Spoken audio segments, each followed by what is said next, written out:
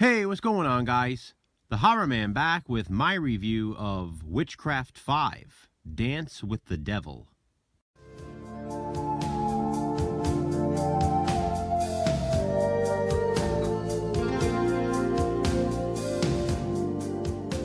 Witchcraft 5, Dance with the Devil was released in 1993, and it is the 5th movie in the 16-film Witchcraft franchise. In this one, Marklyn Kennedy takes over the role of Will Spanner, who was played by Charles Solomon Jr. in the last 3 entries. This will be Marklyn's one and only portrayal of Will in the series, as he too will be replaced. An evil warlock named Cain takes over a rock and roll dance club. He performs tricks using his magic as he tries to hypnotize the audience. He has also taken control of a beautiful blonde who is now under his command. He instructs her to collect souls so that he may ultimately resurrect Satan. Meanwhile, Will is living with yet a new fiancée named Kelly. I'm not sure what happened to all of his previous love interests, but they've never been mentioned again. After hypnotizing Will during one of his performances, Cain sends his blonde bosomy assistant to seduce Will, and by doing so, Will somehow becomes possessed. He starts acting violent and even abusive towards Kelly. When Will explains to Kelly it is beyond his control, she calls in her reverend for help. The reverend brings along his own assistant, Astasia, who dabbles in voodoo. As she attempts to perform a ritual in order to save Will from his possessor, Astasia is killed. And so, Will is pulled deeper and deeper under Cain's control.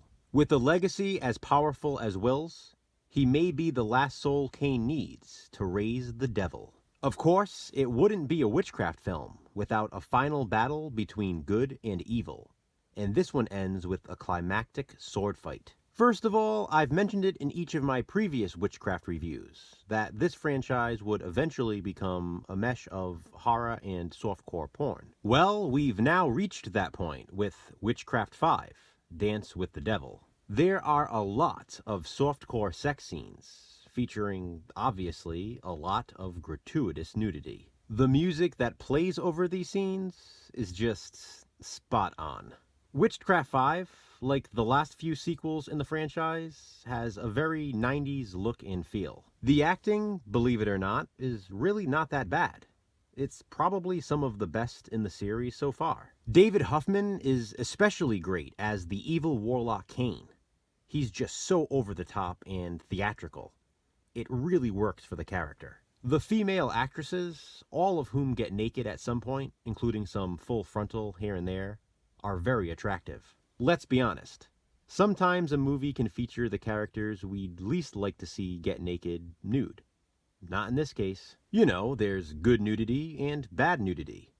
Witchcraft 5 has what most would probably consider to be good nudity. Marklyn Kennedy was pretty decent in his only performance as Will Spanner. However, maybe it's just because I had gotten used to him, I think I prefer Charles Solomon Jr. It's sort of unfair to compare though, since Charles played the character 3 times as opposed to Marklyn's 1.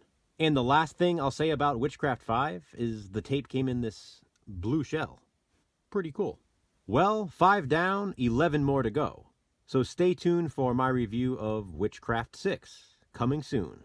And of course, when I'm done reviewing all of the films, I'll be ranking them as well. Where do I rank Witchcraft 5, Dance with the Devil? You'll have to wait to find out.